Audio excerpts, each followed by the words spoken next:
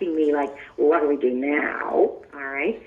So I just feel that, you know, have a doula, have a trusted doula.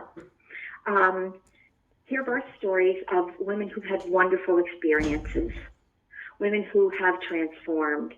I really feel that these are the things that we do to allay fears are generally not the things that we can analyze.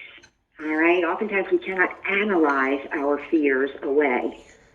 So what do we do? Instead of instead of keeping those fears in the thinking mind, take them to the deeper states, because in your deeper states of theta and delta, you can know. It's not about thinking. It's not even about feeling. It's about knowing. And you can know that this journey will open untold worlds to you. You can know that your baby will bring you so much happiness. You can know that you're going to have a hard labor, but that you will make it through it, and you'll have a doula, all right? Or your caregiver will be someone that you love and trust. So those are a few things that I feel like we can do now. Yeah, those are all fantastic. I of course love the doula part, being a doula, but I can relate to that trust, to we take care of the emotional, because we don't have to do anything medical. That is not our job. Our job is our job is specifically the emotional and the comfort. Just make you feel better, and address your emotions and your fears, because we know those can block. So that we totally take care of that part for sure. Yeah. And for the most part, you can tell your doula anything. It doesn't go on a chart anywhere. It doesn't go on her record. You see what I mean?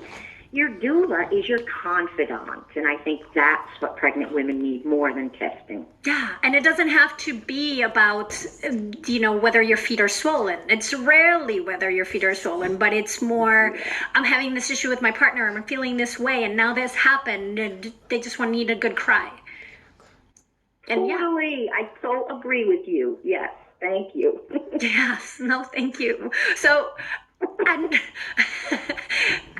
okay, let's get back to the holistic stages. We were on the mountain. Sorry to big detour there, but I thought it was important. Oh, good. Me too. Okay, so then I see something else happen. I guess in modern parlance, we call it transition, when a woman gets very close to the top of the mountain, or very close to her cervix actually being completely pulled up into the upper uterine segment, opening the way for a baby. And there's this moment of truth. And I call this place the summoning. And I call this place the summoning because I have watched women get to this place and knowing that there's nothing that I can really do for them. I can be here, I can be a presence with them, I can have their back, but I can't change the nature of their contractions, okay? But what I can do is witness them, and I do. And what I have seen from many of the early women that I worked with was something really surprising for me, because, as a young midwife, I felt like, well, we need to support women. We need to help them up the mountain. When it's really tough, when they say, I can't do this anymore, then we have to do even more for them. And what I realize is, not necessarily at all. The best thing that I can do for someone is witness them and allow them to have what I call their summoning.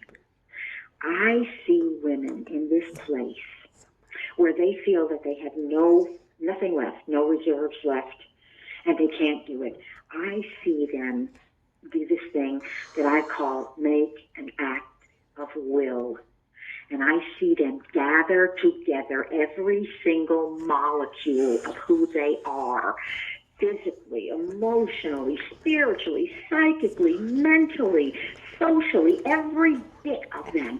I see them, they just gather it together into this really solid core of who they are, and they make an act of will, and they go to full dilation.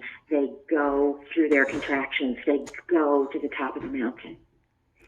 And I have come to value this time in a woman's labor. It's usually pretty short, but it is so important because we all need to learn how to make an act of will. An act of will is not an affirmation. It's not an intention. It is an act of will. And a mother will make acts of will on behalf of her children her whole life long. And I feel like this is where we get imprinted to do this. Some people have, in their first labor, before their labor, they have never made an act of will before. All right? But when you make an act of will, is it going to happen? Yes, it is. And I see women climb that mountain, open their cervixes, and be summoned.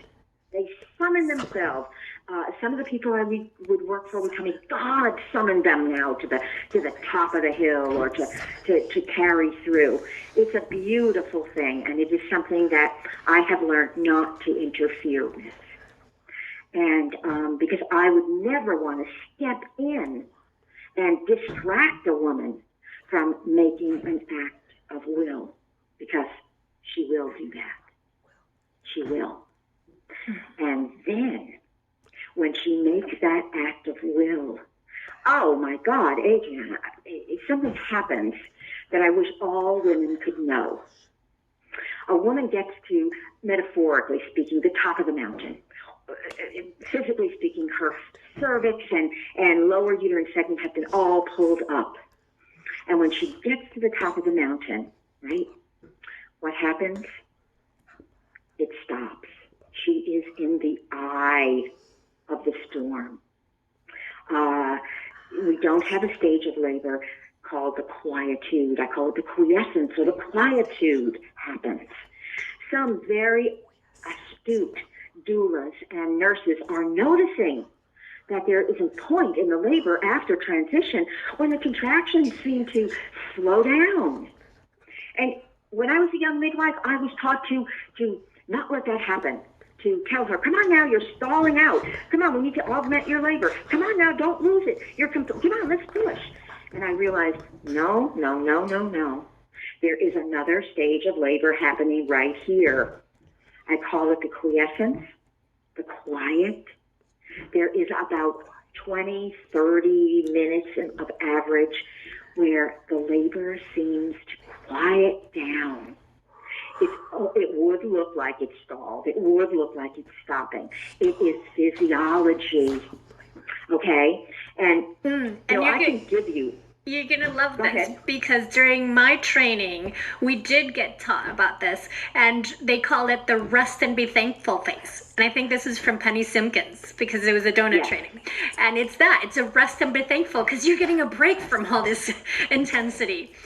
I've seen moms take an hour-long nap at this point. Absolutely. Yeah. And sometimes it's quick. Sometimes the woman will be looking for her break and it's only 5 minutes. And sometimes it lasts an hour or even 2. And it is so important because she is now completely open. That she'll never be this open again unless she has other children. All right? And this is a very deep, altered state. I feel that a woman often goes into a trance. She'll nap, she'll trance, she'll just kick back. And I believe that something is being downloaded into this woman. All right? Yes, it's a rest, but look, if you climbed a hill, okay, and it took every ounce of everything, it took an act of will to get to the top, and you got to the top, you wouldn't just run right back down the other side, and you wouldn't just rest up either. You would look at the view. And just like in birth, you would stop to look at the view in this rest and be thankful phase, we are going to stop and give you a week to think about all that Whapio said and look at the view and